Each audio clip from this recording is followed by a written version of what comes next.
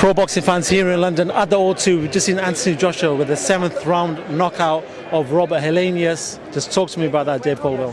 Do you know what I was saying beforehand? If he got rid of him in a round or two, then he doesn't get anything out of it. You know, Helenius is a last-minute opponent. All his training and everything he's been working on with Derek James, he goes out there and blasts him in a round or two. As a coach, he wouldn't have got anything out of that. So getting, seeing him doing different things, seeing him trying things out, thinking in there, trying to, I like the stab to the body. I thought that was really nice. I thought he was a little bit out of distance with those right hands and left hooks. But as soon as he stepped in with the right hand, then you saw the damage that he did. But it's difficult because I think round 3 people are booing, and what that must have felt for him, he probably wanted to put his foot down on the pedal a little bit more. Perhaps he's done what his trainer maybe wanted him to, because the thing is, the last time that he got, remember he got somebody hurt and then just went in there for the kill was Andy Ruiz, and he got knocked out. Now, if he'd done the same thing at one of the early rounds, he catches Helenius, and you see it registering Helenius, but then he takes a step back and goes, and that's when I think everyone was thinking, what are you doing? Well, that shows that he's learned, because he didn't just walk straight into a trap, he didn't just walk into something. He's learned from his mistake there, and he thought, okay, I'll get you again later on, and that's a fight that's gathering experience. How important was that knockout for his forget everything else, his mental state? I think a lot of people are saying he hasn't had a knockout in 6 fights. How important was that? As somebody who's been built up on knockouts and devastating finishes and highlight reels, when you go through a period where you're not getting that, and he obviously coming off the losses, then the Franklin performance, where a lot of people, including me, were quite hard on him.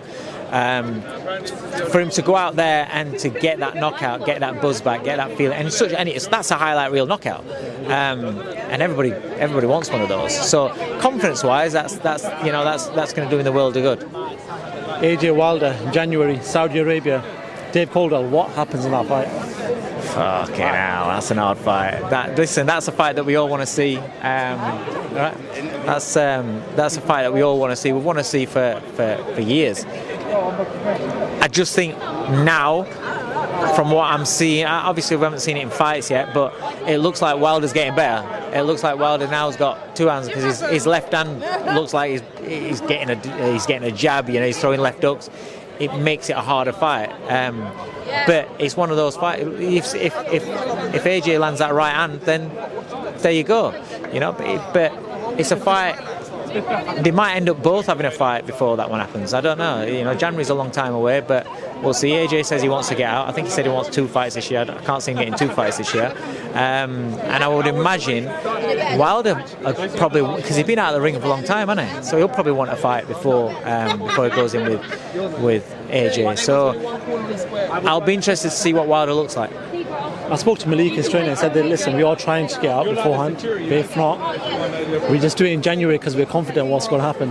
Yeah, I can believe that. And like I said, I rate Malik as a coach. I like what I'm seeing from what he's doing. And it's not just now. I've been watching for quite a while, and just seeing that, little bits that he puts out, and you think, yeah, he's on the right track with what he's trying to get him to do, and it makes him a more dangerous fighter. And it'll be interesting to see what kind of impact can he do that on the lights, because a lot of fighters can do the things on the pads, do the things in the gym, but then to put that into that situation in there, when you've been used to boxing a certain way for so long, it's very, very hard. Which is why each time that AJ is fighting with Derek James, or the things that they're working on, he's going to get better at it. So it's all about progression. Dave Coldwell, I am going to let you go. It's quite late in the night, but appreciate your time as always, and no doubt I'll speak to you in the coming weeks. Yes, mate. Nice one.